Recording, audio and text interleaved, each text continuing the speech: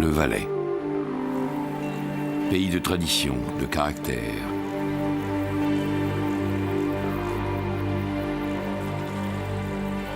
Un paysage à couper le souffle, riant sous le soleil. Un environnement poétique et enveloppant. Pays de montagne au cœur des Alpes suisses. Pays de contraste entre la plaine du Rhône et les cimes enneigées. Pays de vergers, illuminé de ce souffle de couleur et d'optimisme qu'évoque le Sud.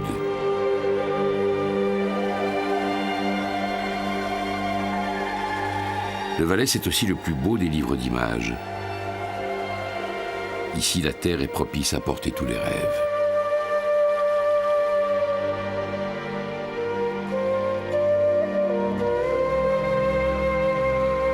Avec plus de 5000 hectares de vignes, le Valais possède le plus vaste vignoble du pays.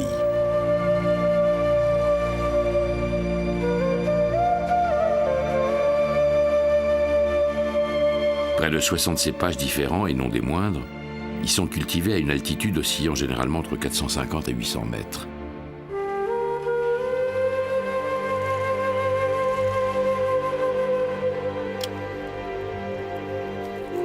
Même si 4 cépages, le Chasselas, le Pinot Noir, le Gamay et le Sylvaner, occupent plus de 80% de la surface viticole régionale, les spécialités AOC y dévoilent leur intensité avec une production en constante augmentation.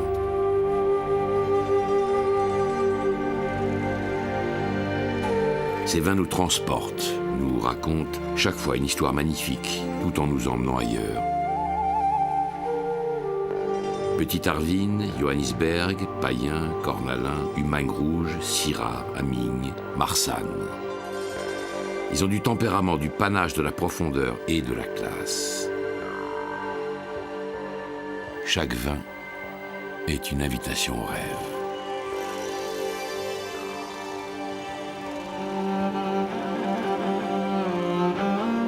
La sécheresse du microclimat valaisan et la fertilité d'un sol calcaire et caillouteux expliquent entre autres paramètres cette formidable propension à produire des vins de qualité et de classe.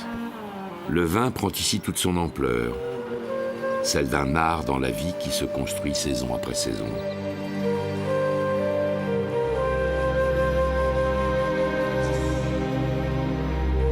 Le travail de la vigne est un art subtil, de longue haleine. Il nécessite compétence et expérience ainsi qu'une attention particulière. Chaque vigneron est le metteur en scène de la vigne qu'il élève.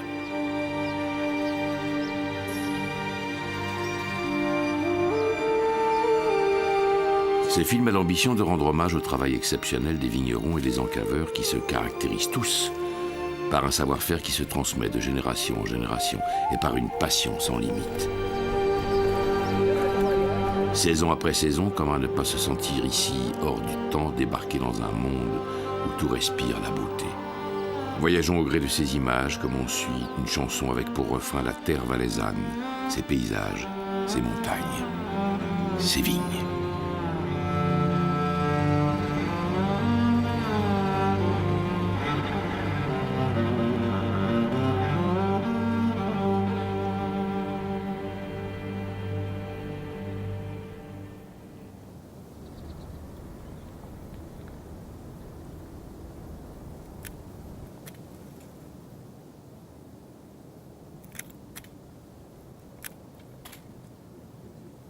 Une nouvelle rencontre avec la terre.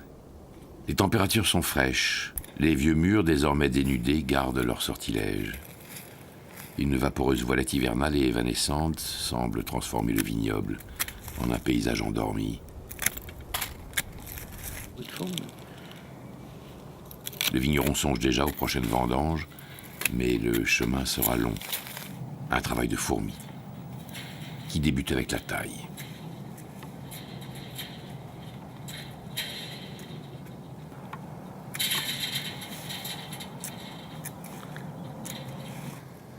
C'est une phase déjà capitale au niveau technique.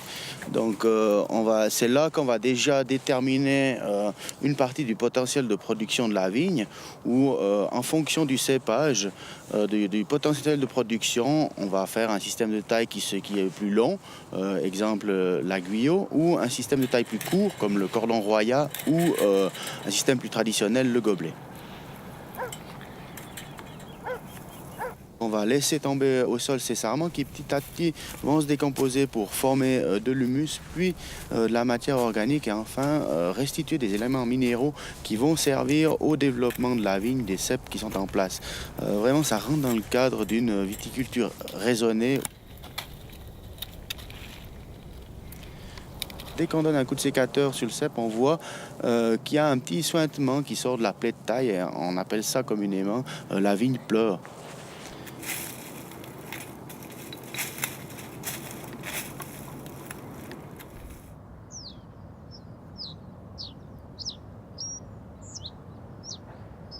Petit à petit, jour après jour, la vigne va se réveiller et entamer sa fabuleuse métamorphose.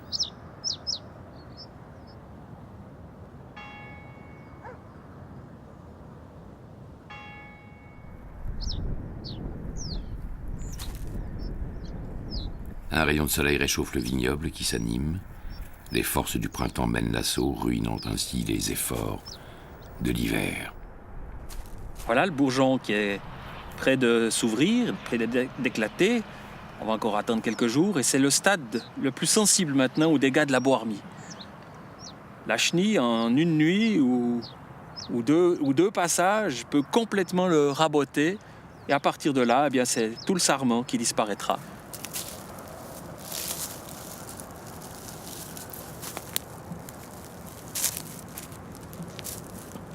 Et voilà de nouveau un dégât assez typique de la boarmie.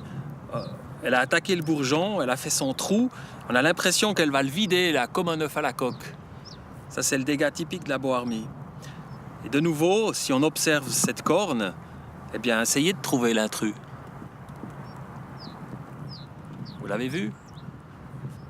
Pas facile. Elle se cache, elle ressemble à une brindille, à une écorce de vigne. Elle se met là à l'abri de la prédation des oiseaux qui pourraient l'attaquer. Elle a sa stratégie à elle. Et si vous la remarquez bien, je peux la décoller ici et la voilà.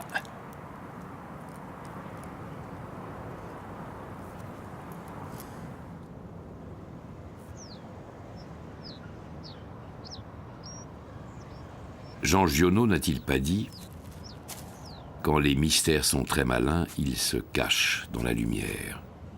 Beaucoup de mystères rejoignent les grands points d'interrogation de la nature.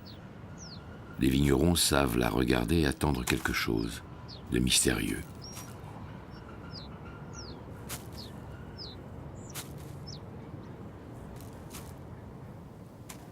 Fin avril, quiétude et douceur dans l'après-midi de printemps. Le terrain s'est réchauffé, une période propice à la reconstitution d'une vigne.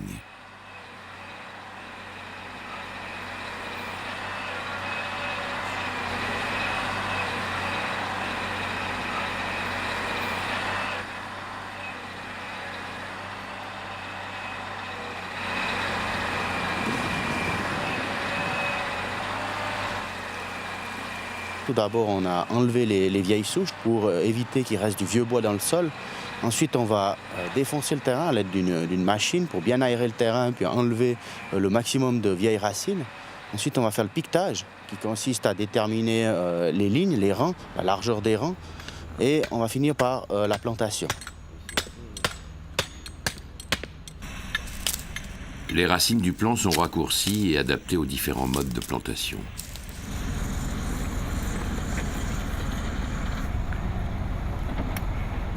Un peu plus long, tu mouilles un peu plus. On voit bien le...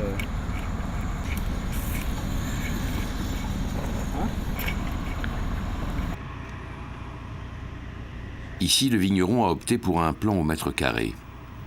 Les distances de plantation sont adaptées à la mécanisation et à la production d'un raisin de qualité.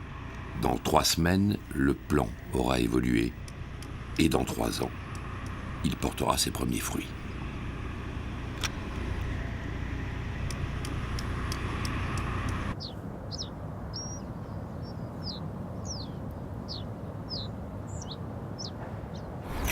Débourgeonnage permet de choisir les bourgeons qui resteront sur le cep. Les bourgeons ont été répartis sur l'ensemble de la branche à fruits. Cette aération garantit un parfait épanouissement du raisin. Ça aura deux buts.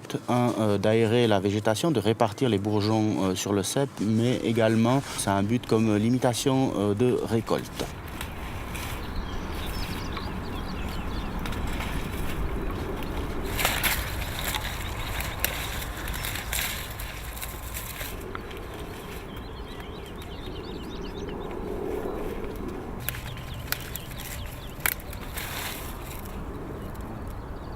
On adapte également le système de taille, donc en fonction du cépage. On a des cépages qui sont beaucoup moins productifs sur les yeux de la base. On aura tendance à les faire en guyot. Et puis d'autres cépages qui sont plus productifs, on va les faire en taille courte, que ce soit le gobelet ou le cordon permanent. Ici, on a les grappes, donc, qui sont tout au départ. On est avant la floraison. Ces grappes vont se développer durant le courant de l'année pour donner le raisin.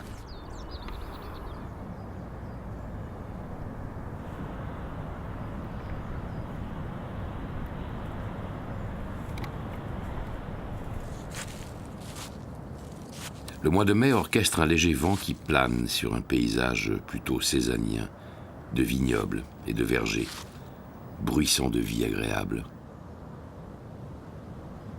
L'ombre qui s'étire. Pour le vigneron, voici le début des traitements de la vigne qui s'échelonnent sur plusieurs mois.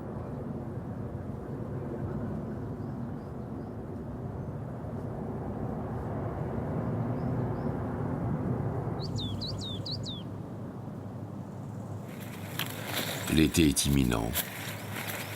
La nature s'est bardée de mille et une couleurs chatoyantes. Un tourbillon de vie et de senteur, harmonie et magie de l'instant. Le vigneron palisse sa vigne. Ça veut dire qu'on va mettre donc les rameaux dans les fils de fer. Puis si on est dans une autre parcelle où on a du gobelet, on appelle l'opération attachée. Il est important de le faire au bon moment. Ça permet d'éviter la casse lorsqu'il y a de gros orages, de gros coups de vent. L'opération va se faire en deux fois. Donc on a une fois maintenant au début juin et puis une deuxième fois dans le deuxième fil qui se fera d'ici au 15-20 juin.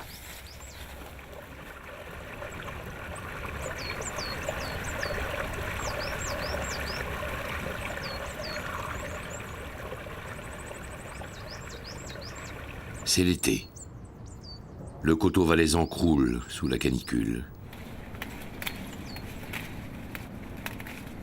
Sous les feux du soleil, la vigne coiffe la terre.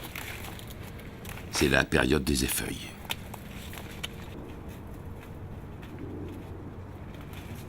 L'effeuillage s'adapte déjà en fonction des cépages. On va chercher à garder quelques feuilles dans la zone des grappes.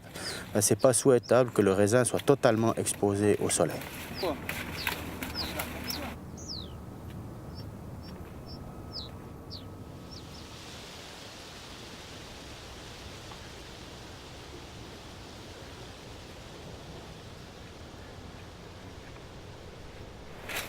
Was ich jetzt mache, ist in der Phase, wo das vegetative Wachstum aufhört und die Frucht eigentlich reifen möchte. Das heißt, die ganze Kraft soll in die Frucht gehen, nicht in das Wachstum. Wir haben jetzt genug Blattfläche und deshalb köpfe ich, oder wir sagen dem auf Walliser Deutsch Spitzer, köpfe ich die Reben, damit dass man wieder genügend Durchgang hat, damit dass die Sonne auch wieder entsprechend einen Schattenwurf hat.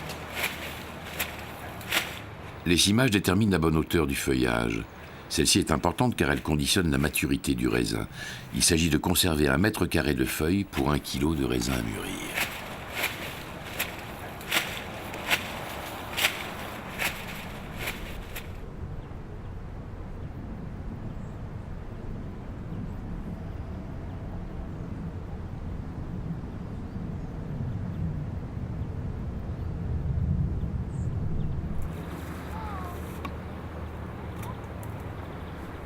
Lumière sur les coteaux, parfum des vieilles pierres, la nature est généreuse. Les fruits se font une place au soleil.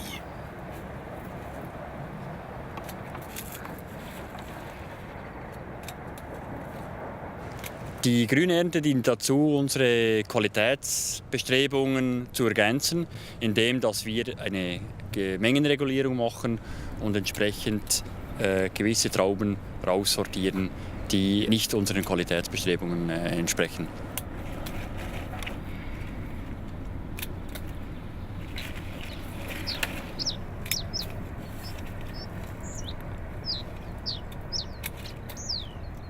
Beim Cornelin muss man darauf achten, dass man die Spitzen schneidet oder die Schultern der Trauben, weil diese eigentlich nie richtig reifen. Zudem muss man aufpassen, dass man diese Arbeiten nur macht, wenn es nicht zu heiß ist, weil wenn man die Trauben berührt bei heißem Wetter, dann faulen sie relativ schnell.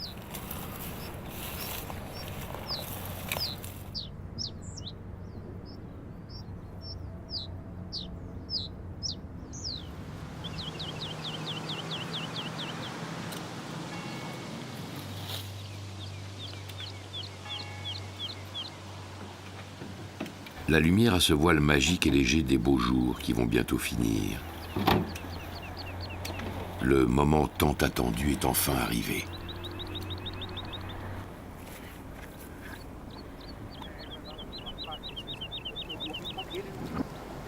Voilà, une belle grappe du Maine blanche, bien équilibrée, toute belle dorée, regorgée de soleil et qui nous fait envie.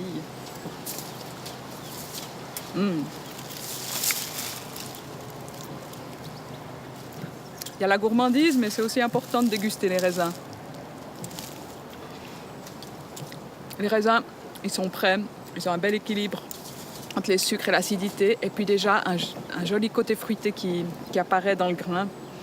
Puis surtout la pellicule, on sent qu'elle est prête, qu'elle est lâche. On n'a plus des pellicules trop dures. On va pouvoir extraire les arômes et les jus assez facilement d'une grappe comme ça.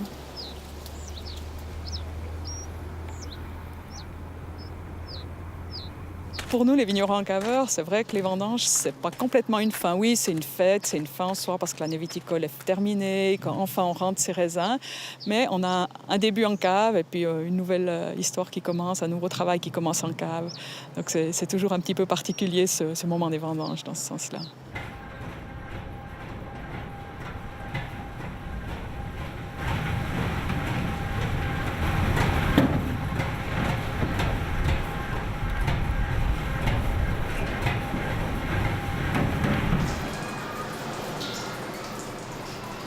On va sonder le mou.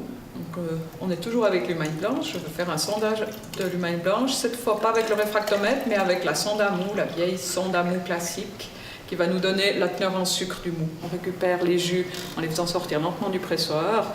On déguste le mou, mais on fait aussi un contrôle du sucre avec la sonde à mou. Alors c'est le sondage ici.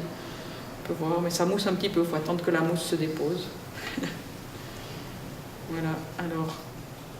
Ça va être au niveau des sucres, un tout beau millésime. J'ai une humaine blanche là, qui sonde 96 Huxley.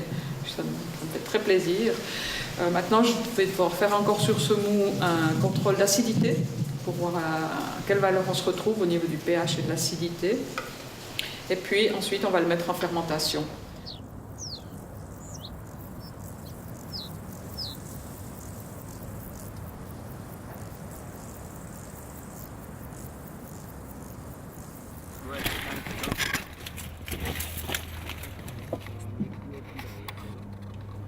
Les vendanges. Un rendez-vous à haute teneur en émotions fortes. Le temps est suspendu. À la vigne, comme à la cave.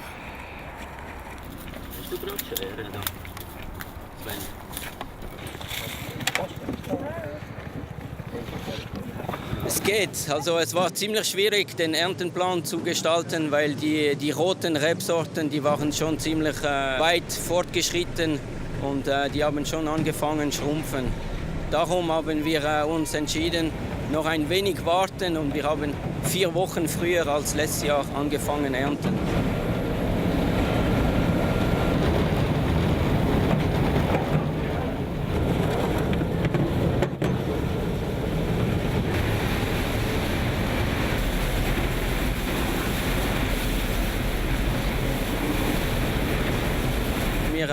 Ich kallere Haida Fischbetermine. Es wird wahrscheinlich zwischen 50 und 60 Tonnen reinkommen heute.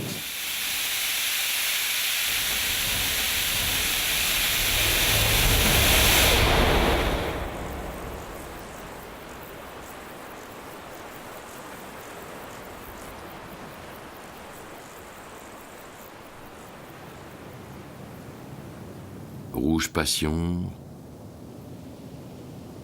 rouge tentation, rouge séduction.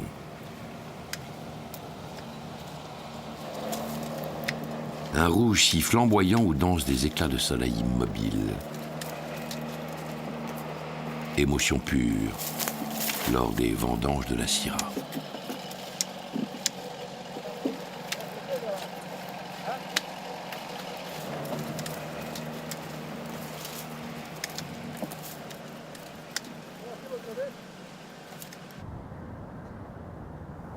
Du raisin au vin, cette transformation étonnante de la nature, un voyage tout en grâce, énergie, sensualité, émotion. Telle une invitation permanente à goûter la nature, les caves ouvrent sur la vigne et les montagnes. À un moment suspendu. Les regards se croisent dans la symphonie de blanc et de rouge que confie le vigneron à sa cave. Les raisins sont déjà chargés d'histoire.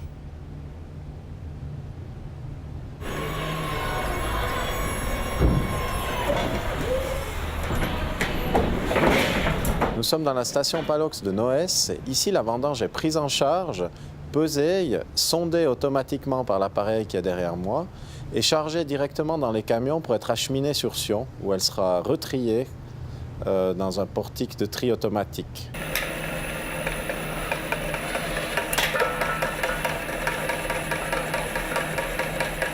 Une quinzaine de kilomètres séparent Noès de Sion, où toutes les vendanges cantonales de cette coopérative sont centralisées.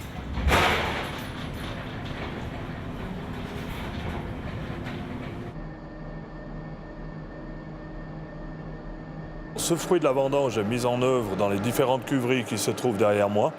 D'une part, pour les raisins rouges, la macération, processus qui s'étalait sur 10 jours, voire jusqu'à 1 mois, qui sert à extraire la couleur de la pellicule des raisins rouges.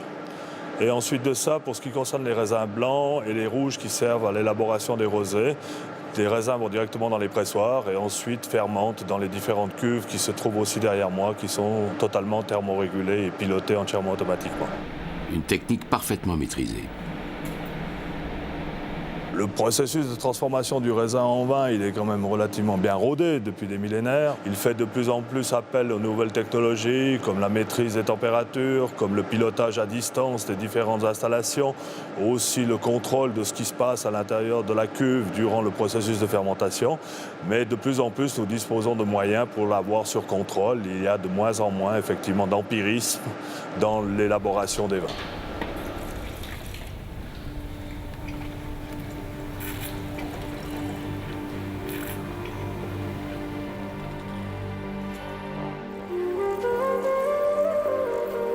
La rencontre avec un vigneron nous rappelle qu'un verre de vin, ça n'est pas si simple. Il dépasse le temps et concerne tout ce qui nous entoure.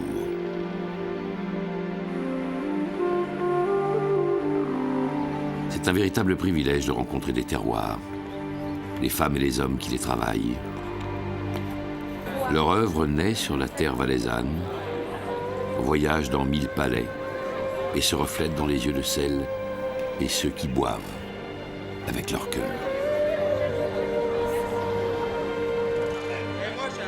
Des vins comme on les aime, profonds, intenses, passionnants. Des vins faits de poésie, de mots, de notes et de couleurs. C'est très très confus sur la même claude.